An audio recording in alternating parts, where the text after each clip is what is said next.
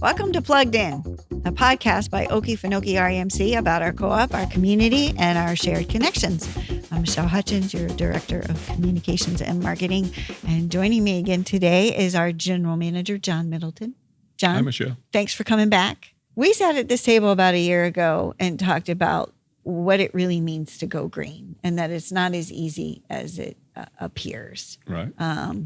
And the fact that the wind doesn't always blow and the sun doesn't always shine, and a sensible approach to integrating renewables into our increasing energy demands, because we even then talked about the fact that we had increasing energy demands, even more so than maybe even 5-6 years prior. But since then, Plant Vogtle, units 3 and 4 have come online. That's a pretty significant development, but it isn't a recent one. It's something that sort of had been in play and delayed for a number of years. Do you want to talk about that a little bit? Give a little background and why it's good to celebrate, but it may not exactly meet all the needs that we have right now in 2024. Well, sure. I'll be glad to talk about that. It is a monumental development, I would say.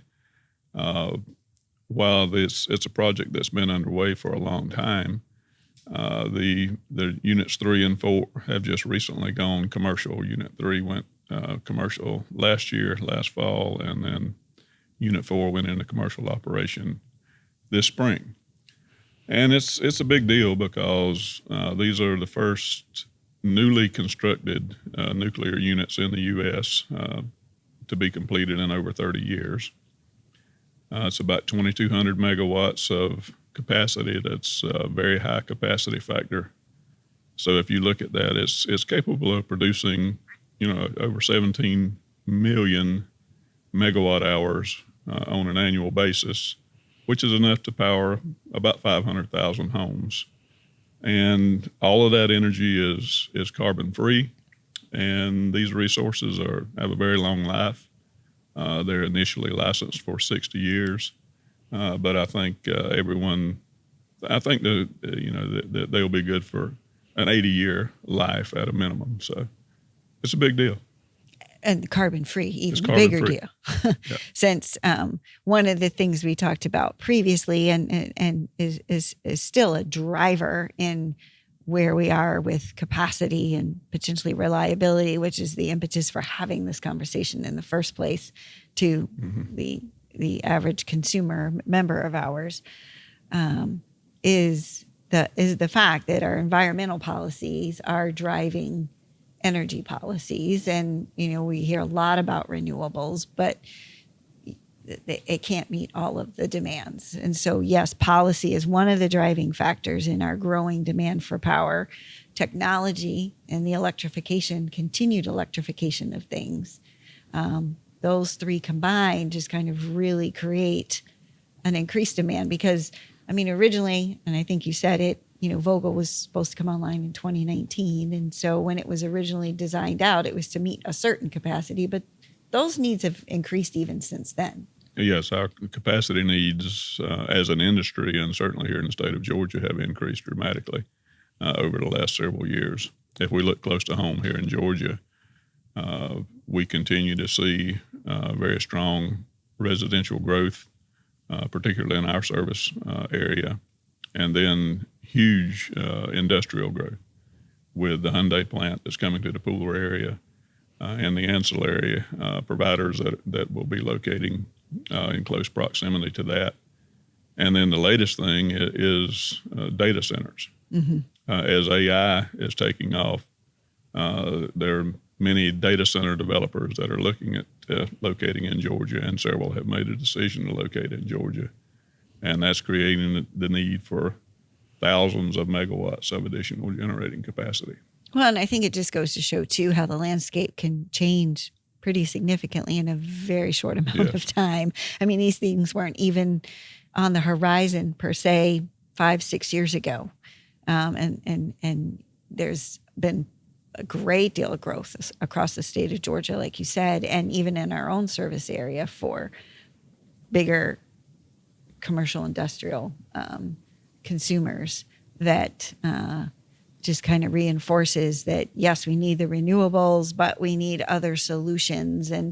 And the concern with renewables, while everyone agrees there needs to be a sensible approach, I think those were your words a year ago, it isn't a one-for-one. And can you elaborate on that a little bit? Because, well, the other part of this is, in the last year or so, we're also retiring some fossil fuel generation plants earlier than anticipated. And that's really the largest component that we have to look at as an industry with regard to additional capacity needs.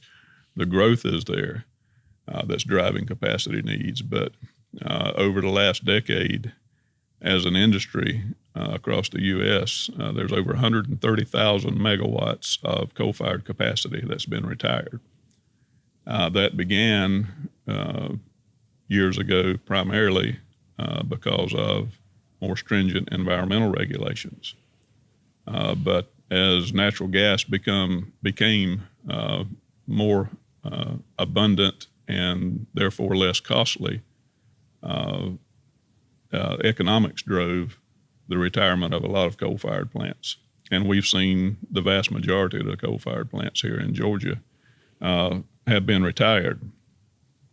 So as we talk about needs for capacity, that's the biggest component. And then we've got the need for capacity to serve new growth on top of that. And then if we're going to electrify the transportation fleet as well, that's even more capacity we've got to have.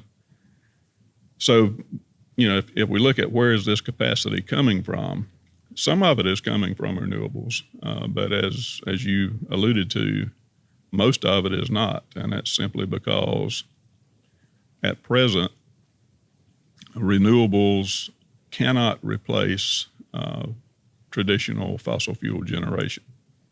And the reason is exactly what you said: the sun doesn't always shine and the wind doesn't always blow. Of course, here in Georgia, wind is not really an option for us. We're pretty much limited to solar as far as renewable energy is concerned. But the missing piece there is large-scale, utility-scale battery storage systems that would be required to have these renewable options come closer to being a true one-to-one replacement for fossil fuel generation. And we've seen some recent improvements in that in battery technologies, but there's still a long, long way to go until those technologies are fully developed and they're ready to be implemented on a large scale because they've proven to be reliable and economical. Well, I know one of the other challenges we've heard a bit about over the past year, particularly when it comes to solar, is to do a utility scale solar project takes up a lot of land. Yes, it does. And then that has become a concern in obviously Georgia being largely rural and agricultural side of things. Yes. Because then it takes away, from that side of it, and you have to balance everything out. You do. And the other problem is that these large solar projects are typically located, as you said, in rural areas because that's where the land's available.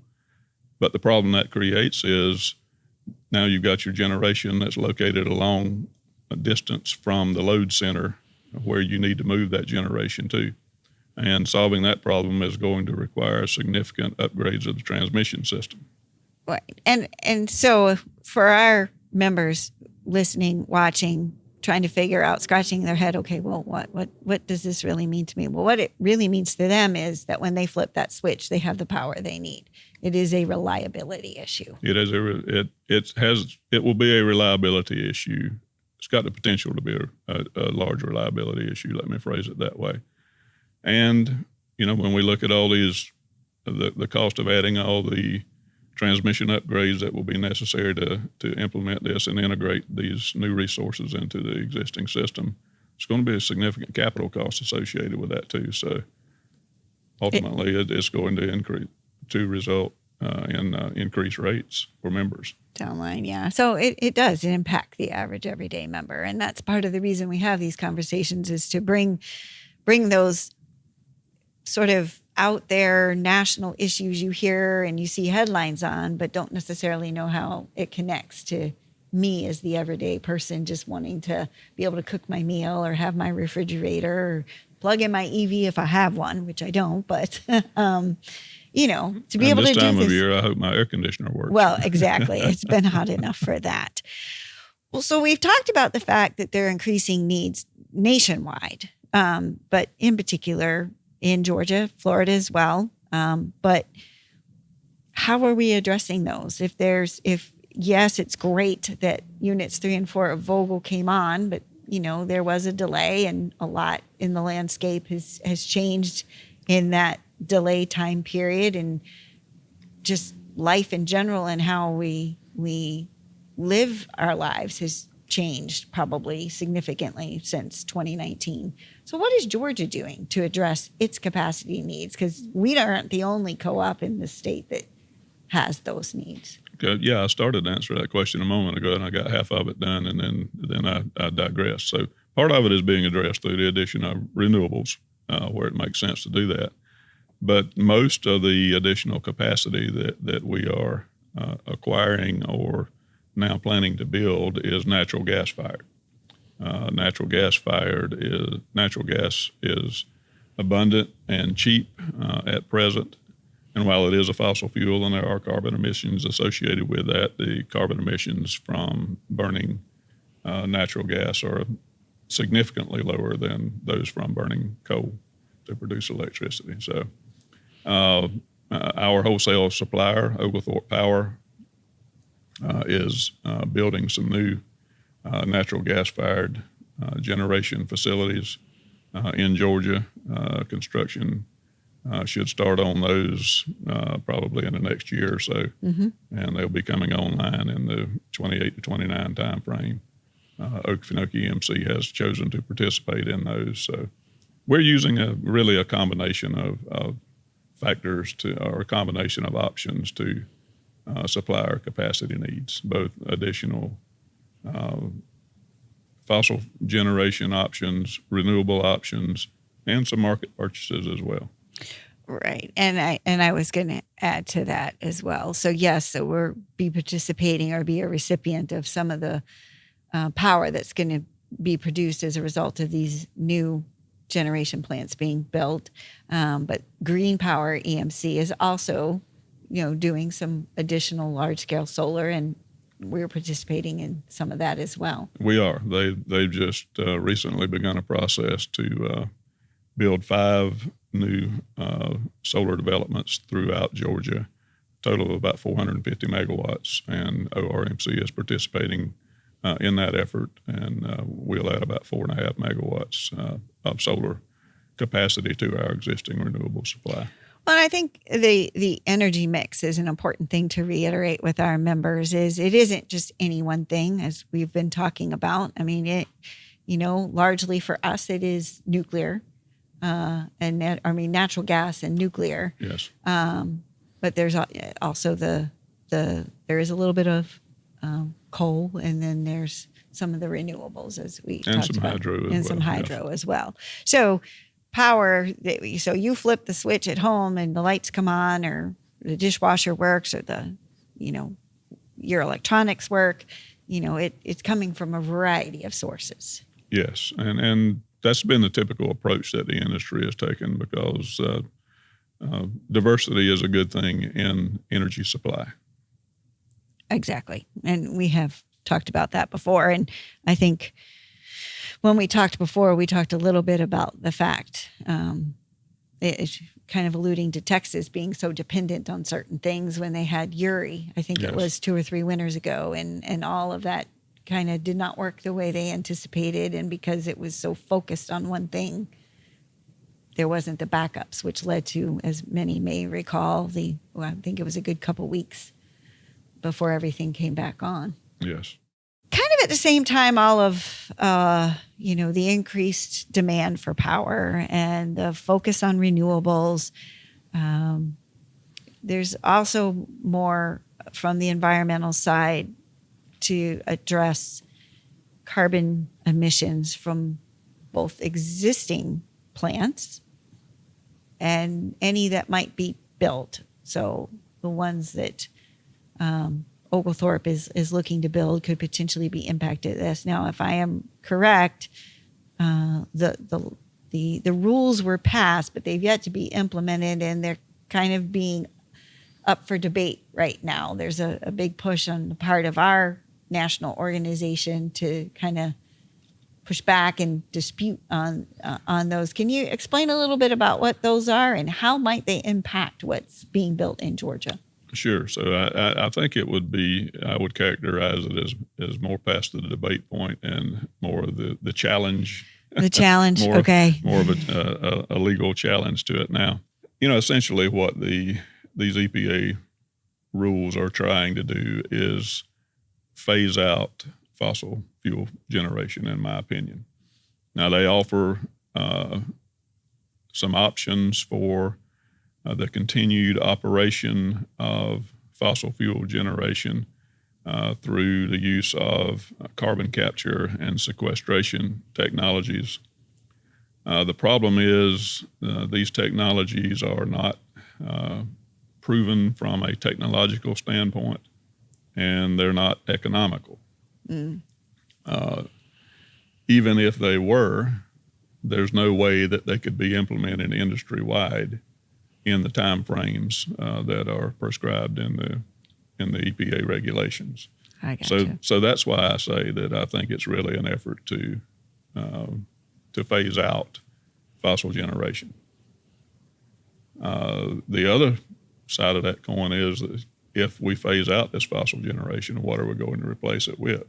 Well, the thought is by the rule makers that it will be renewables, but there's no way that we can build enough renewables in the time span set forth in the regulations to replace the amount of fossil fuel generation that would have to be retired, just from a construction standpoint. And Sure. then that doesn't even get into the aspect of all the new transmission lines that will have to be built and the permitting and the legal challenges that effort will face. So It's very complicated. It's very complicated, but bottom line is it's simply not workable.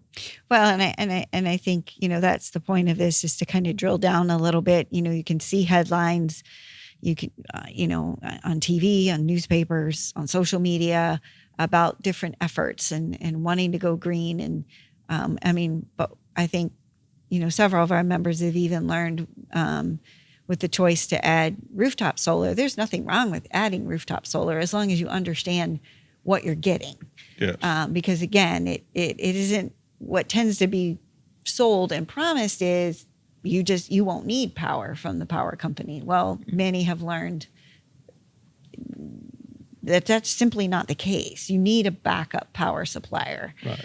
It's a supplement, both at the individual consumer level and at the utility level at this point. It's not a replacement, but merely a supplement. And so I don't think anyone disputes how can we be more environmentally friendly. Everyone can get behind that, but you have to get behind that in a way that makes sense. And sometimes the messaging and the difficulties and the complexities of getting from where we are today to where we might be realistically more 30, 40, 50 years from now, not 5, it's hard to comprehend. It's hard to digest a little bit because if you do one thing, it impacts something else, as is true in life in general. It is. And I deal with this every day, and sometimes it's hard for me to digest all of this stuff. So I know to our ordinary member consumer, it can be daunting. I'm sure. Well, and it is a lot. So we want people to understand that yes, we do celebrate Vogtle 3 and 4, the units 3 and 4 coming online. That we do get power from that, and it's a good thing because it is carbon free, and so that's a win. We do participate in solar projects, both that are on our own system and then that we purchase through Green Power EMC and part of our EMC. Family, but there's more that we need, not just here at OREMC, not just in Georgia, but it's a national issue. It's a national discussion and dialogue that obviously, the new EPA rules sort of demonstrate the complexities of all of this and how it moves forward. But if you were to drill it down, to a member who might come up to you, say, at annual meeting in a couple of weeks and ask or inquire, what would be the biggest takeaway you'd want them to have? Well, my takeaway would be this. Our primary focus at OREMC is maintaining affordability and reliability. And the main thing is going to continue to be the main thing. I think that's the two most important issues to our members with regards to their electric service. And we're not going to forget that, and we're going to continue to fight on their behalf. Well, I think that is the mission for sure. And I think it's hopefully our discussion here has provided a little more insight into that it's not as simple as saying you want to do X, Y, or Z. There's a lot of things to balance and to consider, with affordability and reliability being at the heart of both of those. Absolutely. Well, John, thank you very much. You're welcome. It's always a pleasure, Michelle. All right. Take care, everybody.